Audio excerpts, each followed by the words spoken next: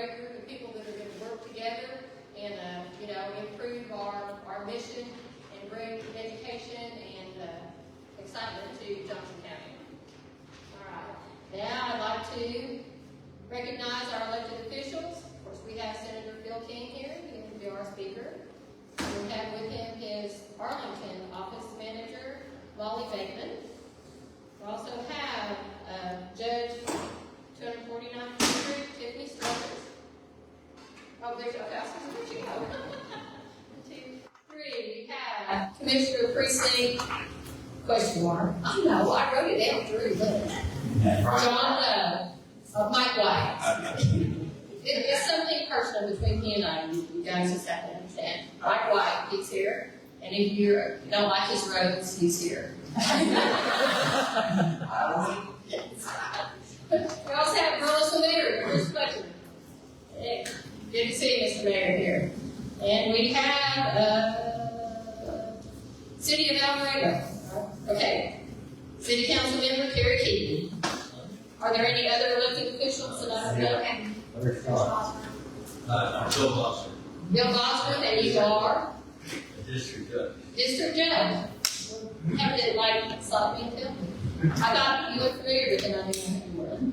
All right, so right now, yes, sir. Councilmember Larry Scott. Oh, okay, well done. Okay, why didn't you tell me that? Introduce yourself. Okay, City Council Larry Scott. Okay, so nice to have all the elected officials here that we have. And now, if you will please welcome our speaker, Senator Bill King.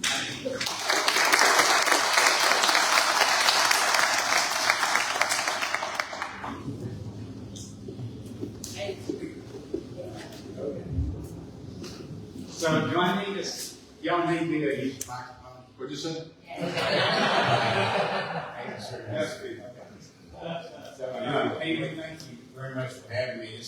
This district is one long line. It goes all the way basically from here to Brownwood.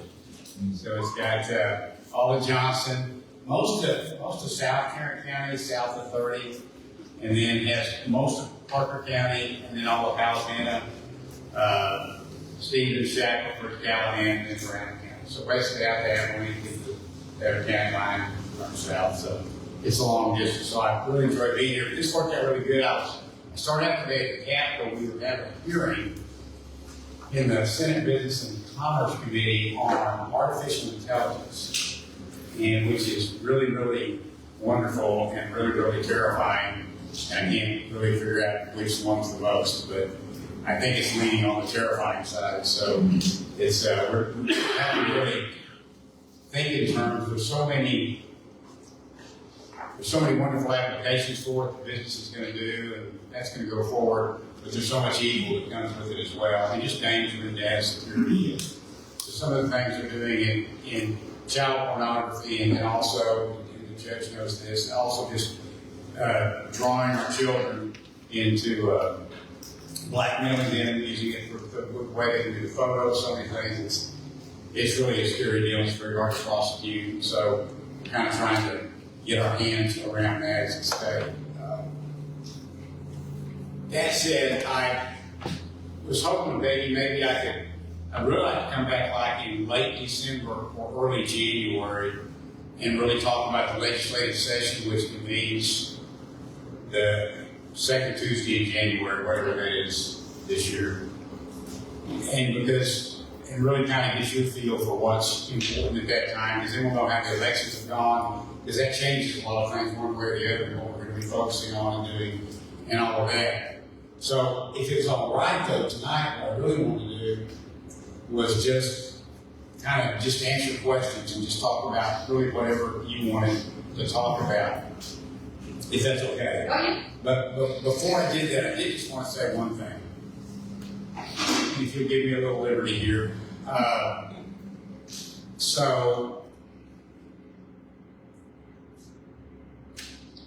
right, so let's go back to January of 1776. So it's January of 1776. And Thomas Paine publishes, we called it a booklet, they called it a pamphlet back then, but it was what? Common sense. and it takes off across the colonies. Over 1 million copies were printed. I think the population of the colonies back then were like 5 million. They said over 3 million people read Common Sense, and it really put into words what all the colonists were feeling about the need for independence and where we were with freedom and all the issues that were going on. It really rallied the cause.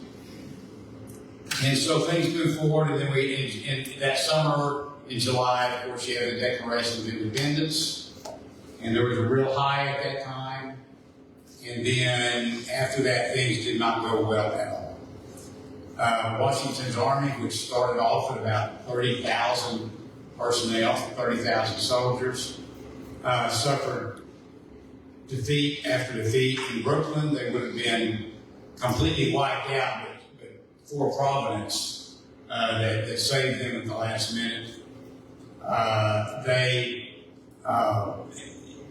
The people began to leave the army. There was sickness, there were injuries, and it actually had gotten down by fall to about 2,500 people that were really capable of fighting, really effective soldiers.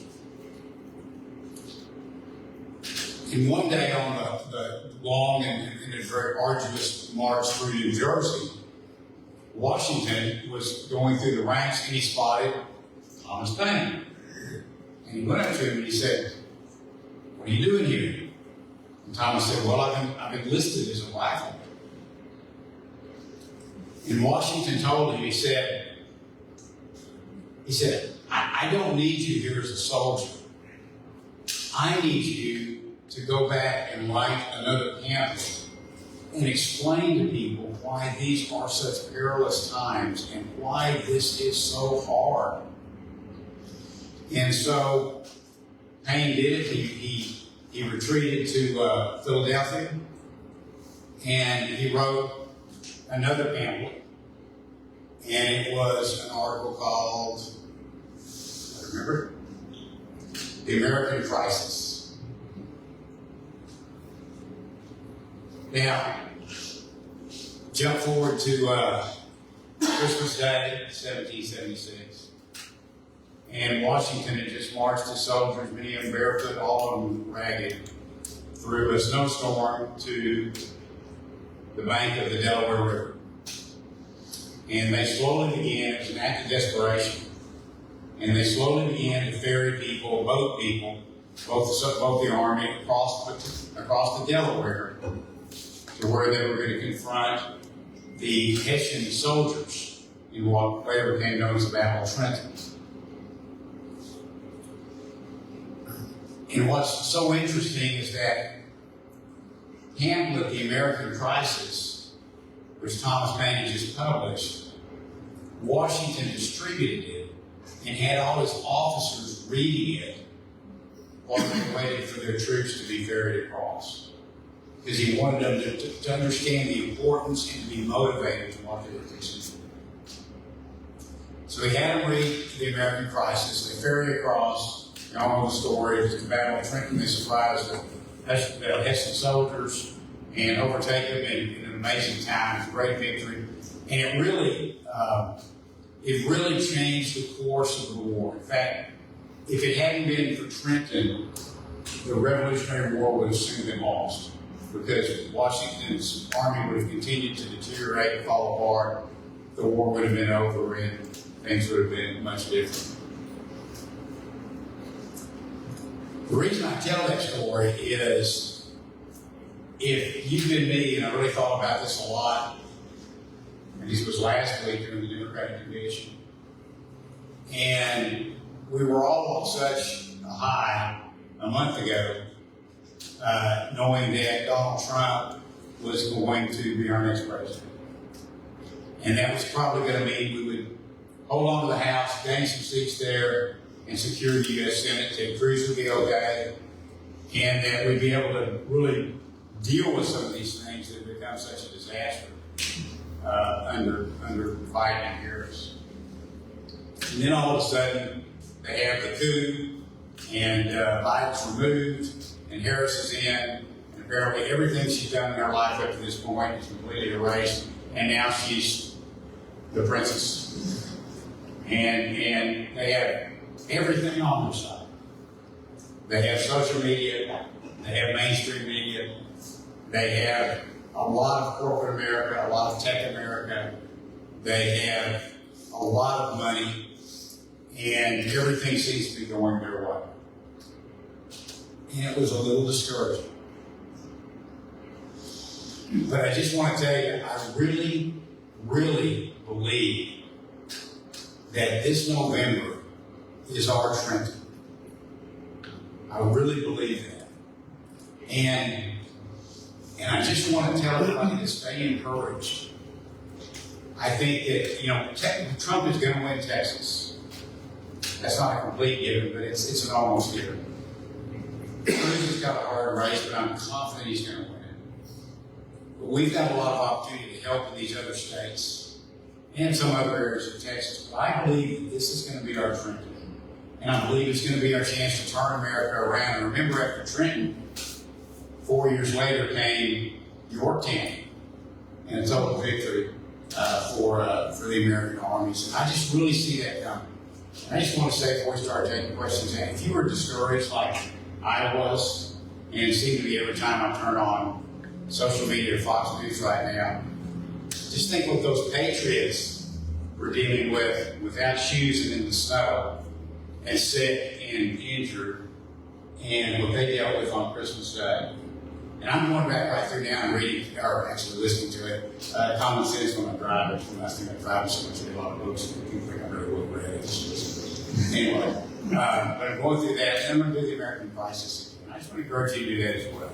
It's really challenging. I also will add one kind of caveat to that. So, Payne is not someone we really think of. He didn't really rise to the level of founding father, but he really deserves a place in history, in early history. We know that. But as prominent as he was, and as wide-read as he was, do you know only 6 people were at his funeral? 6 people. And the local paper, and I think it was Boston, maybe Philadelphia, but the local people wrote in his obituary, he did some good, but a lot more bad. And the reason I say that is this. This is the Patriots. And I know everybody here is very engaged and involved in helping with campaigns, and helping in our community and all this, which is incredibly important. But I just want to say, we got to be real careful that when it's all over, that at our funeral we don't just have 6 people show up. Because at the end of the day, the relationship with Jesus Christ and your family and your friends are really all you've got at the end. So don't lose them along the way. Hang on to them. So anyway, I confess I've been feeling a little discouraged. I'm not going to let myself be that way. We're going to go in and we're going to have a trip. And I'm really confident about that. So with that, we haven't answered any questions from anybody. I think your hand went up first. So Age before grade. Senator, thank you for that. That's a great, growing up in Newport, Rhode Island, I got to walk the streets of those very people and see in Washington Square where a lot of things took place. And as a kid, it didn't mean much to me. yeah. It means a whole lot more now. I can tell you personally, though, from what I've seen in this last election cycle, there are a lot of people that their eyes are open. They're not hoodwinked. I loved the Republican convention. It was awesome. But it was real. What we just saw in the DNC, that was fluff. That was Hollywood. And a lot of people saw that. Yeah, okay, it was entertaining. If they get Kamala to open her friggin' mouth, it's over. I mean, she's such a key. And people that aren't really, they want to go with that change, I really think that they're going to open their eyes. And COVID opened a lot of people's eyes.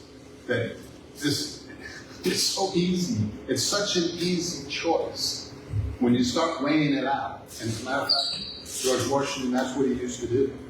He put a pro and a con before he made a decision. So we need to press. Yeah, I think you're right. I hope you're right. It's boy, I'm just amazed at, some of the polls on some of the issues, and it's really stunning. And I talked to some of these legislators in other states, and they aren't in Texas. Yeah. And so it's a different world, so. That CNN reporter that went on the streets, what's the guy's name? Don Lemon. He went on the streets and he was asking the questions, and the people were telling him, he said, they're going to vote for Trump. He did not expect that. So anyway, don't be discouraged. Anyways, this is an exciting time. But I think it is. We gotta work. Because it don't even be a little bit discouraged. Everything you're seeing is a scam, and study. And you said they have the media, and they have all of it in Hollywood. They didn't care what they don't have. Who's not Norman, and that's God, and it's a feedback. And you can put all of that on the edge of it, like he was saying. If you watch all of these shows that are doing the man on the street interviews, they're always blown out of the because of the crowd. And I think one now is you had a bunch of drunken Husky soldiers. Hopefully we'll have a bunch of drunken. All right, I'd like to dial in on the state level. Okay, good. So Johnson County is kind of got some groups leading on eliminating property tax and replacing it with some type of sales tax.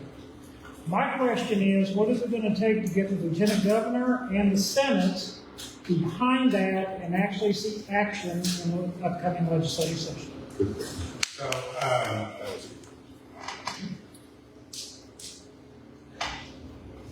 and first off, we love it. So, a little background. So, there's really only 4 ways you can raise money for government. You do an income tax, and of course, we don't want that. We've got it in our Constitution. We can never have that. You can do sales tax, consumption tax. You can do a business tax, which we have a franchise tax, which is really a dumb tax too, because you're taxing capital, and that's what we use franchise. Right. But we do that. And the other one is you charge a bunch of fees, which apparently we're really, really good at. If you've got no driver's license or anything like that. So the state doesn't have a property tax.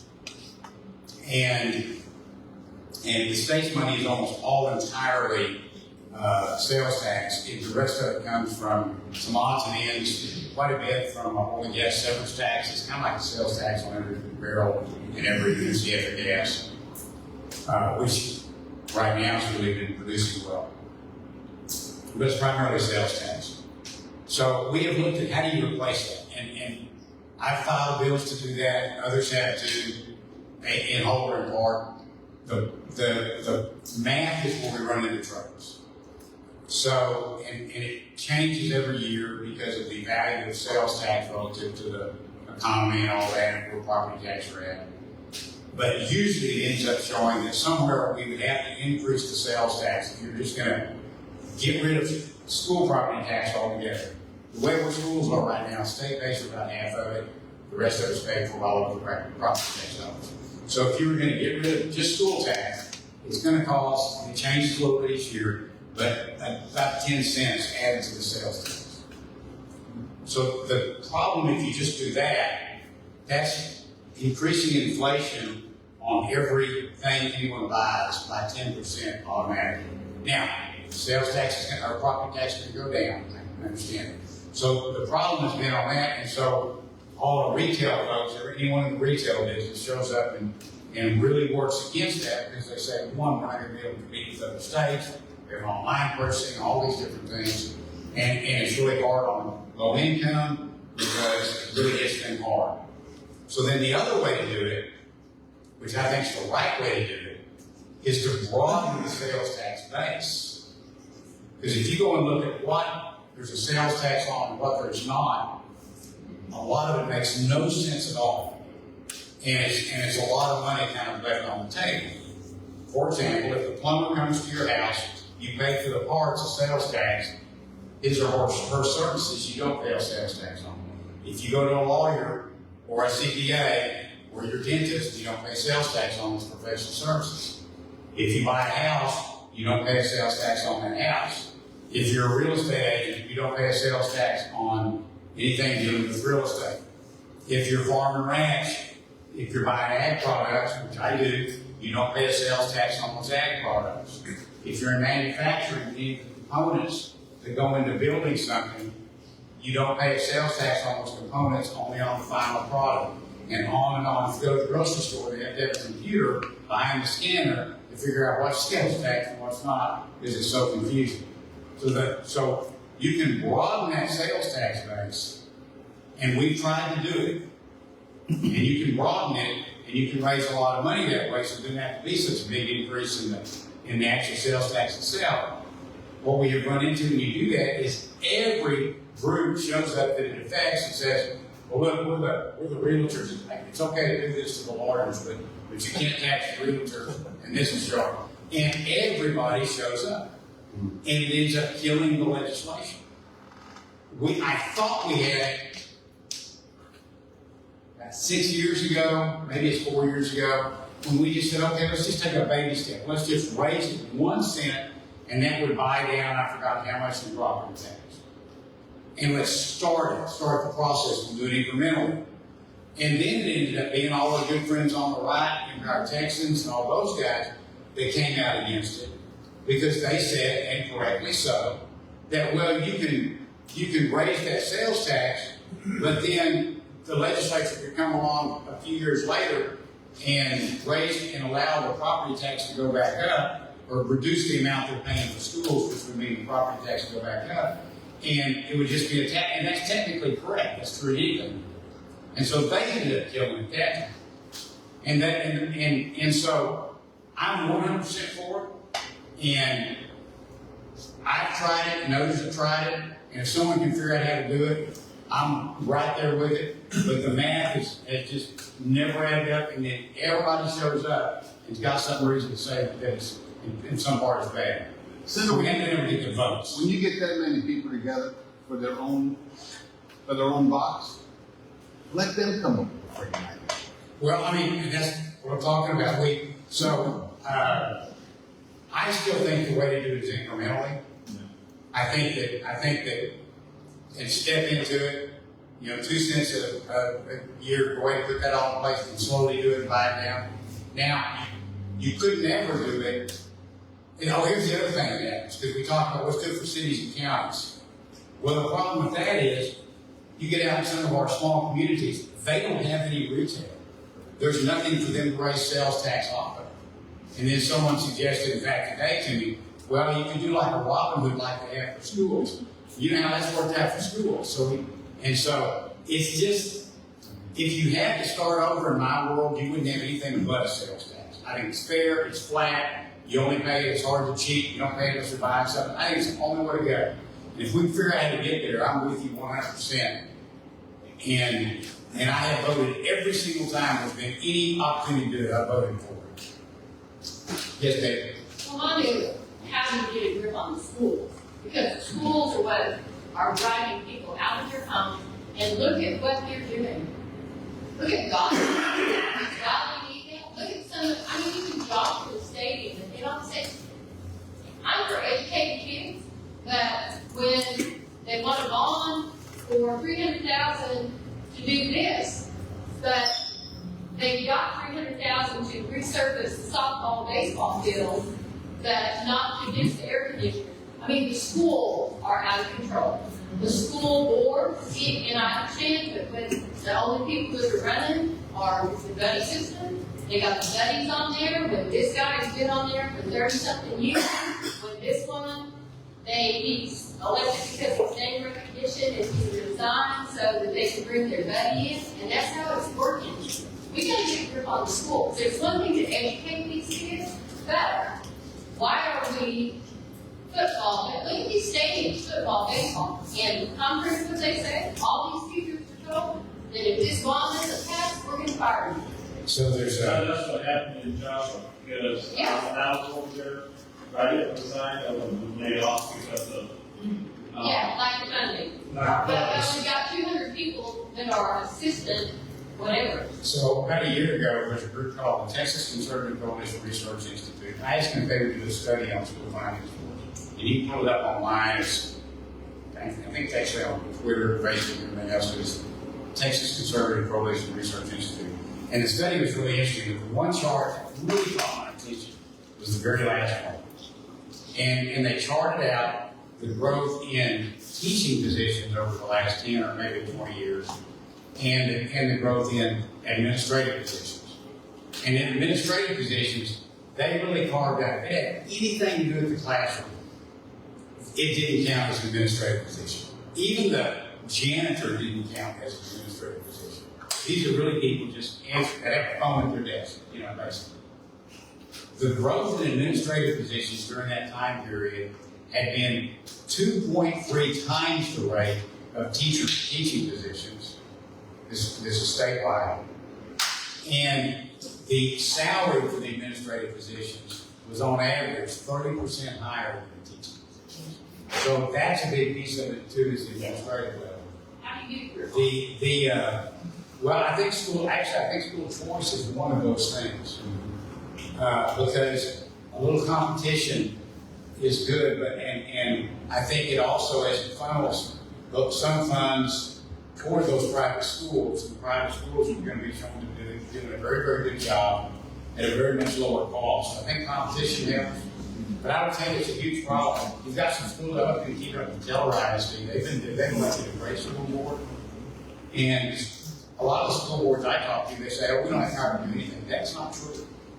They can fire the superintendent and hire a superintendent that follows the philosophy that their voters wanted in place. So electing a good school board, the right school board, is important. We've got a lot of great. I was touring one of the Burleson ISD elementary schools last week, and because they've been testing a new curriculum that also incorporates the Bible into it, that the states are providing, actually going to pay the school districts if they're using. It's a good statewide curriculum, and it's more of a classic form of education. And they've been testing it for the state, and so I went there to talk to teachers and see it. And I, the school superintendent's a very, very, very fine man. I like him a lot, but it's a huge. Have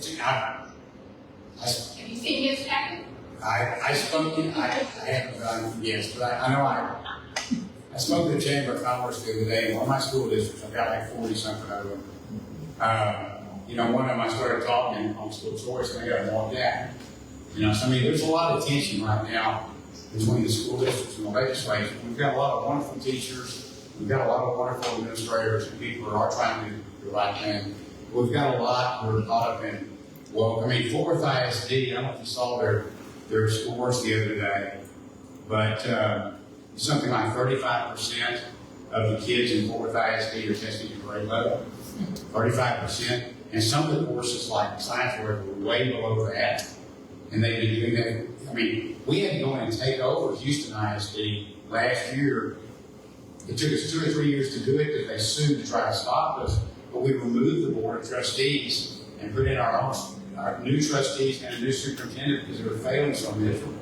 In Fort Worth, he's got severe problems, but so many of these larger school districts are all focused on pronouns and woke stuff, and you got Austin ISD busing kids to rainbow parades and things like that, and there's a lot of the small.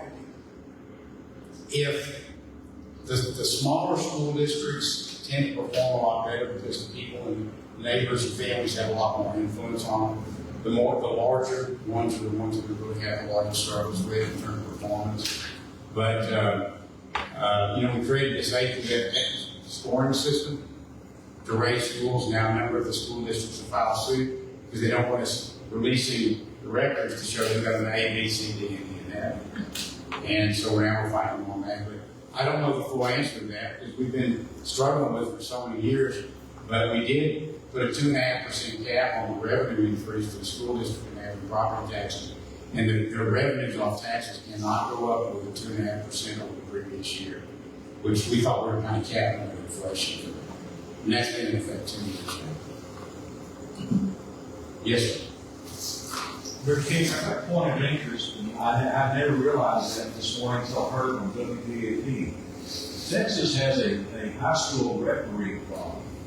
Okay.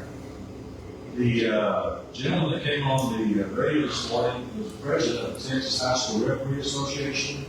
They cannot keep and hire referees quick enough to fill the slots that are open Why is that? He said when they build a new high school or a new school, it takes 28 referees to accommodate all the sports within that program. Okay. So when they hire every year referees to fill those slots, they may have 24 referees that go through the schooling, and after 2 years, they only have 2 left, because the rest of them just don't want to do it for whatever reason. So then they go through this whole cycle again, trying to recruit the referees to fill those slots. I never heard of that.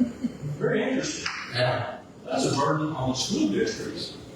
So why build a football stadium if you can't hire referees to? Yeah, I never heard that. That's interesting. It was like, it opened my eyes to the problem. So I just, FYI, was a point of interest. I was like, well, we got problems everywhere. Now we've got a problem with referees of all the sports and stuff. And then he's still on bus drivers. To be hired. So, Anyway, someone over here. Yes, sir.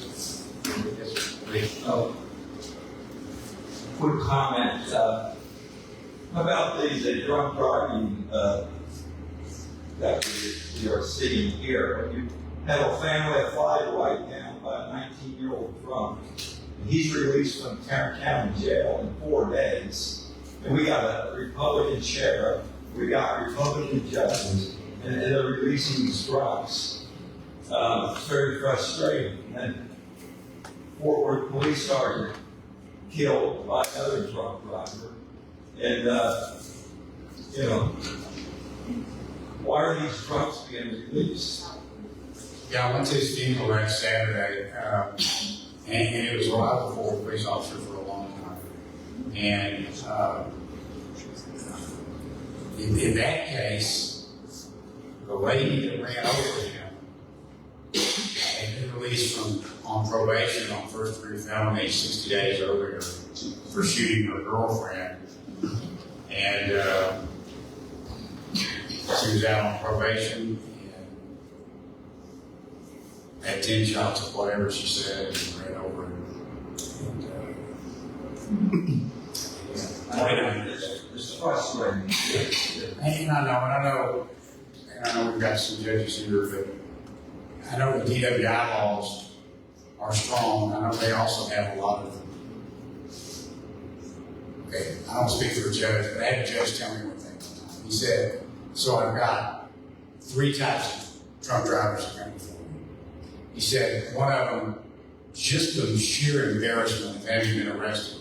I could just never do anything and they would never drink and drive. There's that. That probably any of us in this room.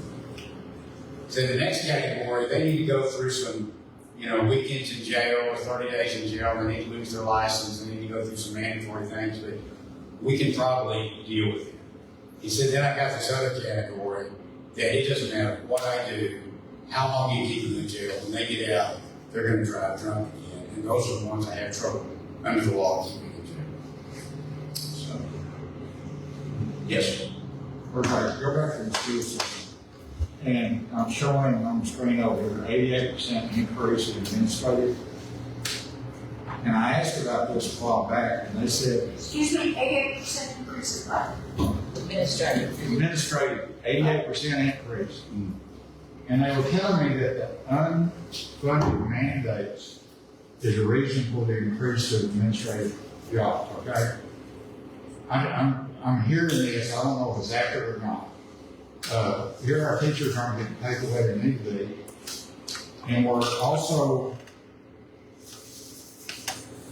going down vocational training, and they are promoting vocation at the middle school level because the state pays more money when they go to the classes, like 40-some-odd%. Senator, I might not be accurate, there's always 2 sides to the story. But when we're sitting here feeding the fire, we need to be teaching the basics. And these kids that go to vocational classes because it's more fun than going to a regular class. And the school is promoting it. Now we have to pay for it. And that's been, I understand that, but I don't know of one kid that's taken welding in high school that went and made a living doing it. You know, cosmetology, I've seen some of that work. But a kid trying to pick their life skill out in junior high, even high school, maybe a junior and senior, that doesn't make sense to me. And it just seems like it's kind of, the cost is coming back on the schools. Now, I don't have warm and fuzzy for the way they should know, period. But then again, there's some things that the state does that it puts them in a bind with the STAR test. They don't learn anything to pass the STAR test. They're teaching them how to memorize. Yeah, we passed a bill out of the Senate several times last year. We were in session last year from January to December 4th. And we passed, I think, 6 school choice bills, and it included the policy of STAR test, because we don't like it either. And going through kind of more of a normative test, like I would test basic skills or something like that, that we all probably took. I think to take normative tests like that. We also had a $4 billion teacher pay raise involved in that. It's a straight pass through, because a lot of times we do a pay raise to teachers, but they didn't get to them, gives absorbed along the way. And so this was a direct pass through. I think that'll pass this year. Those monies are still sitting there. The reason for the vocational is what we were being told was, and it's correct, in terms of workforce, we got all these kids out and put through college, get college-ready programs. And not all kids are going to go to college. In fact, most of them aren't. And a lot of them that do can't get a job with the degrees they get anyway. And so, which is a whole different issue. But there was a big push on, and has been a push, and I actually think it's been seeing a lot of success in vocational training for kids, because you can get out, and if you do a strong welding certificate while you're in high school, you can get out and get a job making $80,000 a year starting off in the Permian Basin, doing what 90-year-olds don't mind doing, which is working 12 hours a day, 5 to 6 days a week, and they can make a ton of money. So there's this giant workforce shortage of electricians and other vocational, and so there's been a big push to fund that and do that. We've been having some pretty good success with it. And we're also seeing more and more kids that graduate, because we're doing so many cooperative programs with community colleges. We're seeing more and more kids that graduate with their associate degree, their 2-year degree, like a week or two before they graduate from high school. And so, and a lot of that's with, the convenience too. So I think that's where that push comes from. There's no question, and it's frustrating to me too, that all the administrative pressures that came in the bureaucracy that's been pressed down on the schools, a lot of that comes from the federal government. In fact, if we abolish STAR testing, they're still going to have some high-stakes testing because the federal government requires it. Well, why do they have to do it? Well, because they take the federal money, which for the average school district is about 7% of their income. And so, as long as you take that money, those things are going to come with that. But I agree with you on the local control, and that's why it needs to be pushed down. The tension we're having is so many there are so many school districts in Texas. And again, if everything was Joshua or Weatherford ISD, we'd never be talking about this, because you can fix any problems there. But there are so many schools in Texas, almost entirely in large urban areas, that if your child or grandchild was in it, you'd be doing everything you could to get them out of it. Either because it's a failing school, or because of gangs, or because of drugs, or bad friends, or whatever. And like I said, I grew up in Southeast Fort Worth. We lived in Weatherford for 40 years, but I grew up in Southeast Fort Worth. I policed over there. I can go over there tonight and talk about school choice in a heavy minority, low-income area, and talk about school choice, and the heads wave like this, because often it's the grandmother who's raising those babies, and she's raising them, and she's seeing them fall in the same trap that her son or daughter did, and that's why she's having to raise them. And she's just wanting an option. She's just wanting an option. And I can tell you that one of the arguments is, well, there won't be any schools open in there. Yes, there will be. There's 34 other states that have school choice. And by and large, has been a tremendous success wherever they've had. And the public schools do better when they have it too, because a little competition is good for everybody. Everybody likes to be a monopoly. Every business wants to be a monopoly. Every agency, every government agency wants to be a monopoly. Schools want to be monopolies too. But competition is good for everybody. But it will be successful. And by the way, we increased funding 22% for public schools last year. 22%. And we left a lot more money on the table that would have come to school choices as a teacher pay and everything, trying to push that through. But everything you said is very frustrating for me too, and particularly on the administrative side, because I know a lot of those administrative committees, because Texas Education Agency is adding up this report they've got to do with this matrix, but I think they're trying to figure a part of it too. They're trying to make these agencies perform, these school districts perform, and it just creates bureaucracy. Yes, sir. Funny you bring up TEA, Senator. You talk about local control, and it's really a misnomer in the school district. It's really a TASA, TEA control from the top down. Yeah. And their influence in the local school districts, and this is, and from the get-go, trustees, when they are brought on board, new trustees are basically instructed to completely violate Texas Open Meetings Act and completely circumvent these policies. So while in the state legislature there's good intention, too loose legislation and too many entities in Austin are pushing down, and that's a much bigger problem. You know, in Taxi this summer, in their annual conference, a speaker, that's a regular speaker there, told them that what they needed to do was encourage them to this year not give their teachers pay raises, and tell them that it's because the legislature is holding money back to school children. So I mean, there's all these games going on too, and I have the same problem with Tasby and all that stuff too. I've got 7 grandkids in Easter ISD, 2 of which have Downs, and they're doing wonderful. Easter's doing a magnificent job taking care of those kids with Downs. They're loved, and the other kids performing well, and we're wanting to just graduate off and take down an ROTC, we've got some wonderful public schools, but we've got a lot of them that are not doing well at all. In fact, the majority of them. And it's,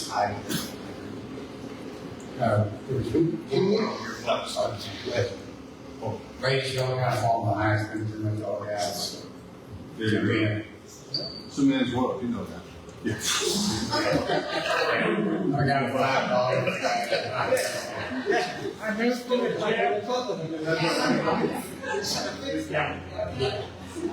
So if use Fort Worth as an example, 30% are not meeting reading or are achieving grade level. The federal government's paying, or the state government's paying.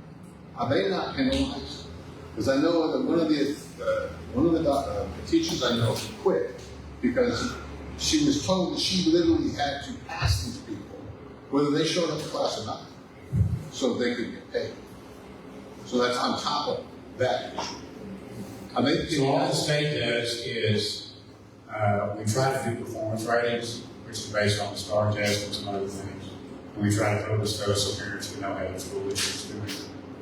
And then the school districts, want to have a high grade. Right. And that's what they do with some of them. There's work to be done. Yes, sir. So, I ask, how are the illegal aliens? Oh, that's a great question. How does the illegal aliens impact this back? Well, first off, I've been down the board many times. I will tell you, I took a bunch of legislators from around the country, senior legislators down there a few months ago, because I was trying to help them understand that they're a border state too, and fentanyl and everything else is impacting in the same way. But however bad you think it is there, trust me, it's worse. And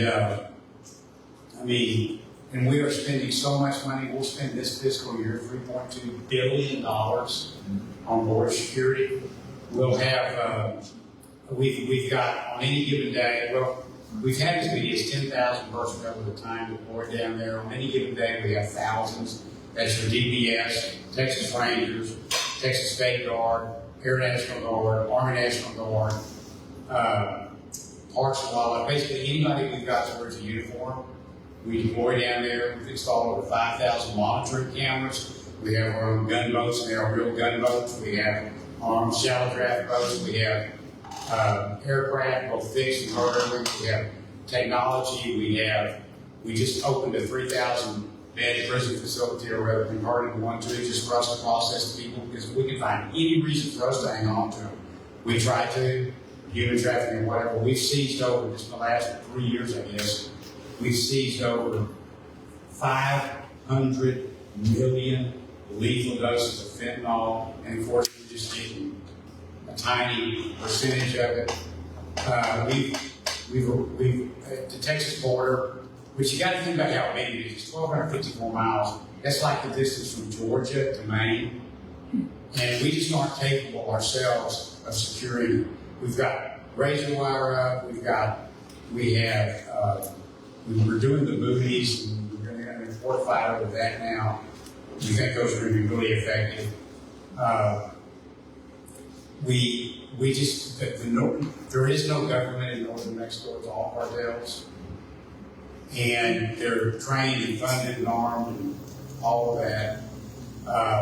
Texas, they come in the United States. A lot of them stay here because a lot of them stay where the jobs are. By the way, the number of children and women getting forced into sex trafficking and other things is horrendous. But they come in, if they're in public school in Texas, if they're in school in Texas and they're school age and they show up at school, they get to go to school there. And the Supreme Court took this decision, basically, if they're there, we got to educate them. They end up, they're not supposed to be able to get on welfare, but the federal agencies who control welfare are not permitted to ask if they're a citizen or not when they apply and things like that. If they show up at a hospital for emergency care, anyone that shows up at a hospital for emergency care gets emergency care, so that impacts us financially. But we don't do time or anything like that. I mean, so people get treated. A lot of them will stay in the state because they go where the jobs are. We're growing 1,300 people a day. We're the we're the economic powerhouse. We're on state. We'd be the 8th largest economy in the world. So I don't know if you saw it yesterday, but the governor announced that they removed over 1 million names off the voter base. We've tried to do that in the past. We get sued. Anyway, finally got it done this time. I think over 6,000 of those they found to be illegal aliens. I think that was the number. It was something like 1,600 had a voting history. And so now the Attorney General has been asked by the governor to investigate each one of those to see how that happened, to see who goes to jail and all of that. I will tell you this, we passed in the Senate, we passed 33 different election reform bills in recent years. May have been all last year. Probably was the last 2 sessions, that the House has not taken up and passed. We have been able to pass a lot of reforms. After 2020, we passed a lot of election law reforms, trying to stop election fraud, illegal vote, aliens voting, all these different things. And after that, the Heritage Institute, which is a really good think tank, did a survey of all states, and said, in Texas at that time, had come up to the 6th in the nation in the strongest election laws. We've now dropped to number 11. I just heard, so now I got to figure out why we dropped. What some other states have started doing and we're not, or what we started doing wrong. But I'm convinced that every legislative session we're going to have, for our lives, we're going to be addressed every time we have to find new ways to address election fraud, because the people on the other side will always find some way to lie, cheat, and steal, or hack, or whatever. And it's going to continue to change, and we're going to have to continue to find new ways to deal with it. We've been done things like voter ID requirements, all that, and new things on mail-in ballots. Mail-in ballots is still a problem, but it's a lot better than it was. I don't know how these 6,000 got registered, but hopefully we're going to find out when they're off the rolls. Supposedly you're not allowed to register. And you have to then prove they're not an American citizen. They don't have to show the American licenses and register. So what's supposed to happen is they're supposed to show some type of identification or something to let you know they're a U.S. citizen. But then after they register, then the Secretary of State's office does a secondary check looking for identifiers to see if they're a U.S. citizen. But there's a hole in the process somewhere as demonstrated by that history. There's the reason why they have all these illegal immigrants is twofold. One, they know they lost country. They know they lost it. They lost 2022. So they're going to bring all these illegal immigrants because they're going to work that. Sure, that's the ultimate goal, is to get a voter. Then the other one is supposedly our demographics. We don't have anybody abroad. People that choose the Social Security system, they're not going to help with that. They don't have job seekers. I But the biggest one I seen was the election, and we had to do something. I would have said, know Texas is trying, I know some other states that are trying, there's a lot of other states trying to do the opposite of things. Let me do I don't want to take it, but maybe one more or two more. I have one last thing. Okay. So if,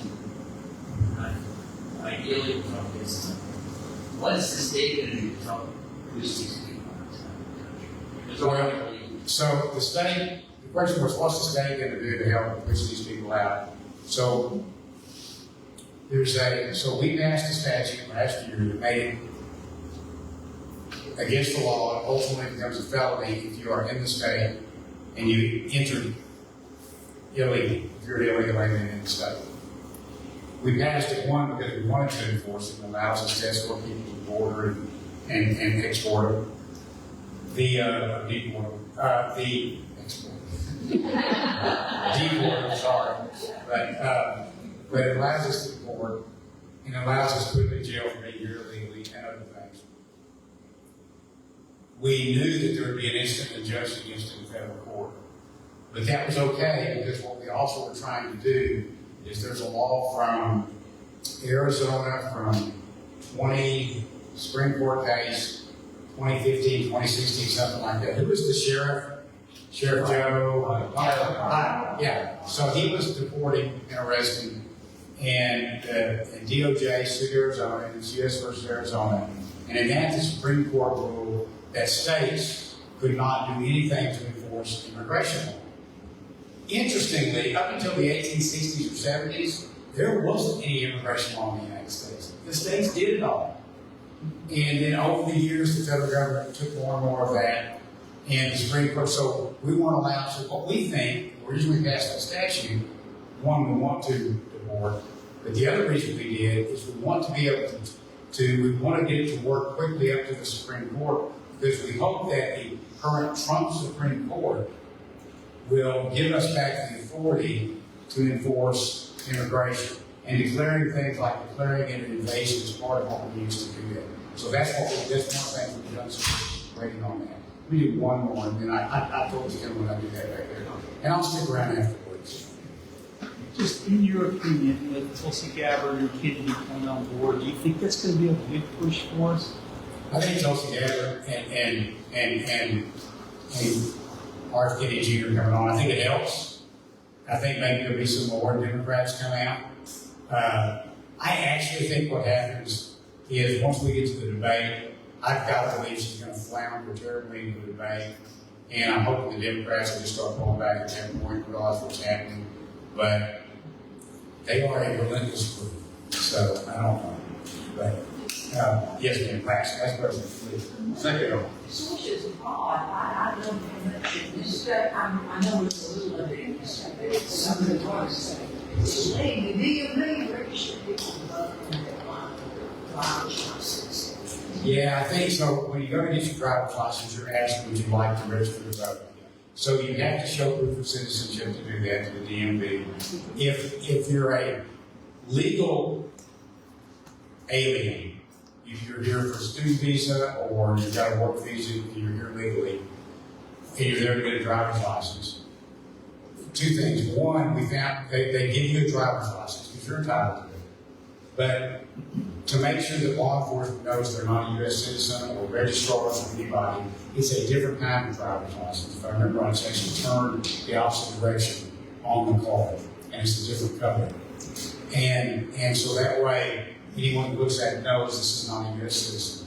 The other thing, we also make them, where when you bring in your visa or whatever allows you to be here legally, and it expires January of 2026, that's when we go ahead and make the license expire.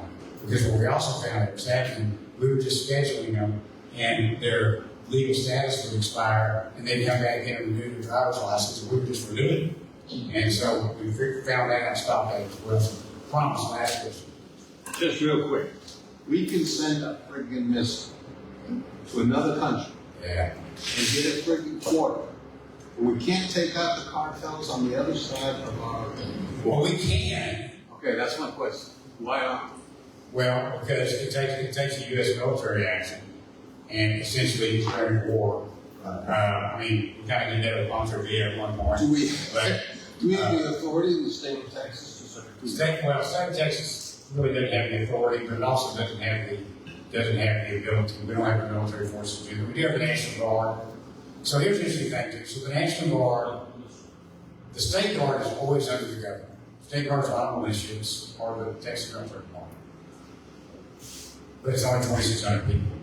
And they're really trained for emergency management and things like that.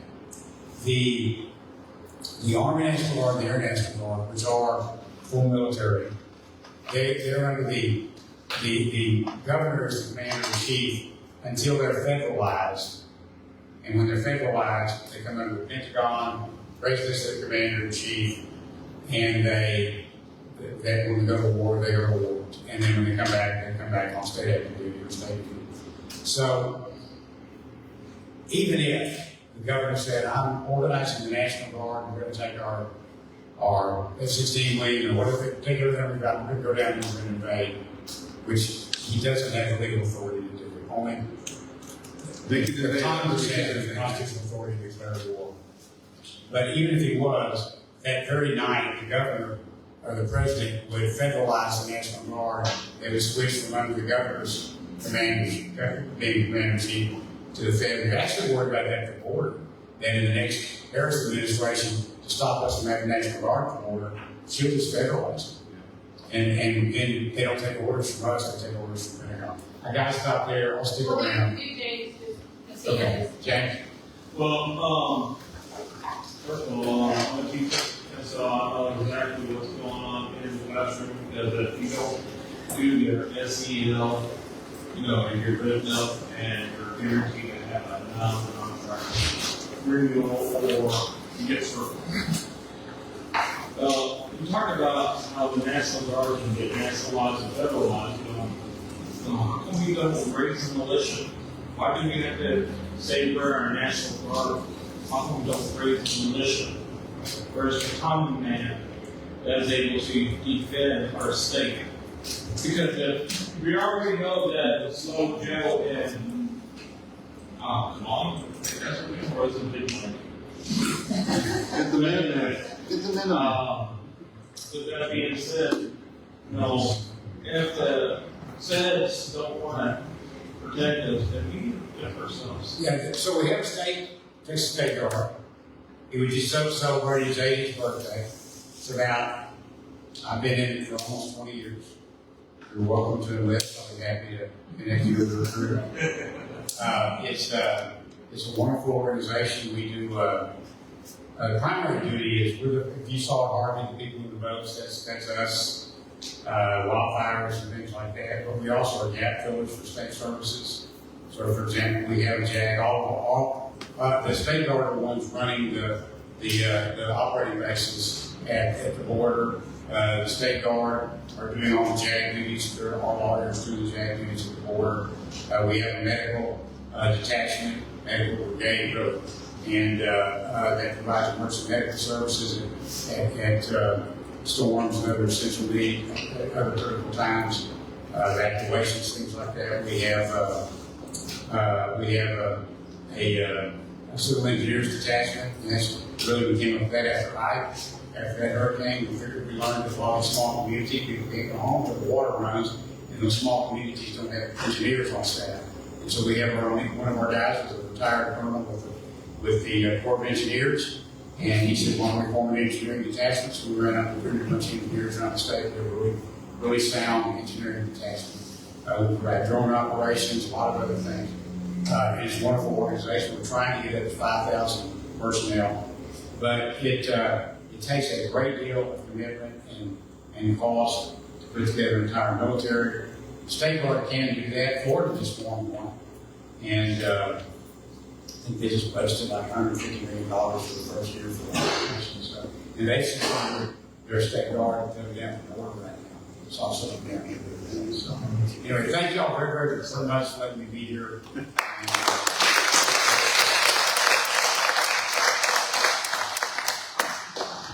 All right, I want to thank everyone. Thank Senator King. He's going to stay for a little bit, but y'all, let him get his break because he talked for a long time there. Next night here, 7 o'clock, Michael Quinn Sullivan from the Texas Board will be our speaker. So we hope to see you back.